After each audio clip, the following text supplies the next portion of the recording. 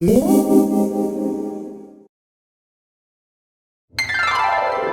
guys, I'm Eric. I am the creator of the Get the Tables YouTube channel. I'm the brains behind the operation, the one that is creating all of those highlight videos that you guys are watching. So thank you very much for watching. We just hit 100 subscribers last night, and although it's not 100K, hey, I'm going to celebrate each little victory. To get there, you need small stepping stones. Today, I'm going to be introducing a segment called This Week in the NFL.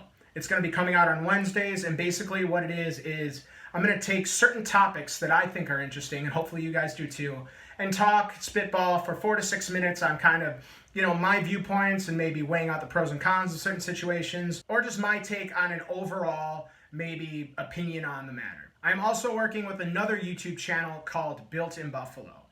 I will be putting out weekly videos on their channel. Those are on Thursdays, and those will be more Bills-oriented, kind of, again, 4 to 6 minutes on just my take. If one video a week's not enough for you, then hop over to that channel. I'm going to have another one coming out weekly. So my channel, Get the Tables, Wednesday, Built in Buffalo, Thursday.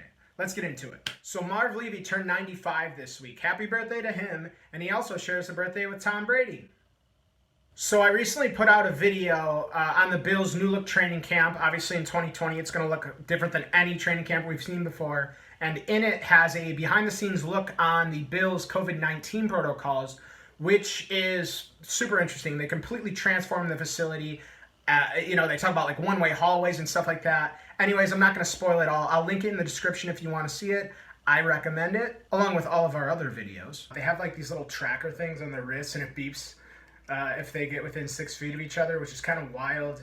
From what I've gathered, the Pagulas and everybody in the building is doing an insane job at making the work environment as safe as possible. Like you, I am crossing my fingers. We're going to have a season. Very excited. So something that just came out in The Athletic is Jack Del Rio, defensive coordinator for the Washington football team, says that his views on player opt-outs wouldn't sit well with the NFL. So, hey, he might be a bit of an asshole.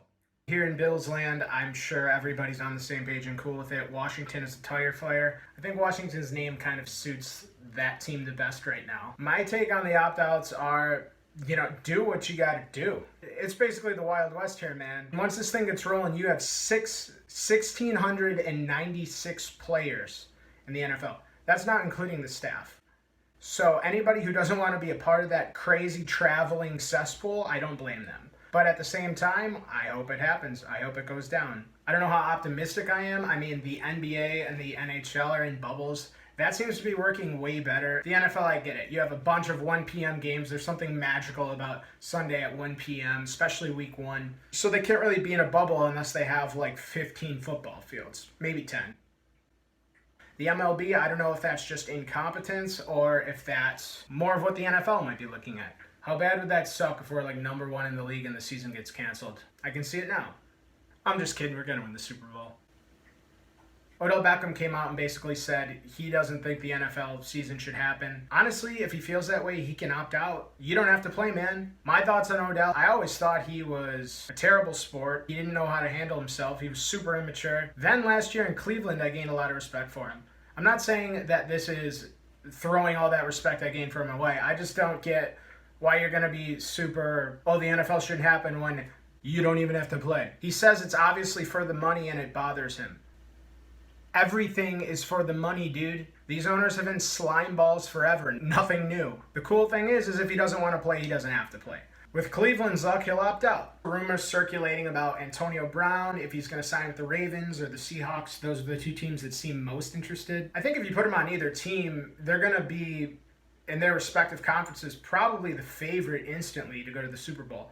The NFC might be a little more murky. I mean, you have some really strong teams in the NFC, but I mean, with the Ravens as they're constructed now, they're either tied with or directly behind Kansas City. So imagine adding Antonio Brown to that offense. I think they narrow that gap and maybe surpass even Kansas City as the favorite. I did a video last week on the Built in Buffalo channel. I'll link it in the description below. It was about the 3 Bills, White, Diggs, and Allen. Were they ranked on the top 100? My thoughts on it, how high or low they should have been if it was just right. On that video, I mentioned that they left Matt Ryan off the list. However, I did not know that they left Carson Wentz off the list too. I think when you do that stuff, it's like really. I mean, I love Allen. I think he's going to be great. Is Wentz better? Probably, and Allen was on the list. Also, the whole Kirk Cousins thing, you know, the list just kind of like loses a little bit of like its merit. Some people try to be entertaining and overthink themselves, and it's just, it's kind of a turnoff when you do that stuff, because obviously he's probably a top 50 player in the league, and not even to make that is like, they got to fix that for next year. So I hope you guys enjoyed this episode. Thank you for watching. If you haven't already, check out the description. We sell merch now.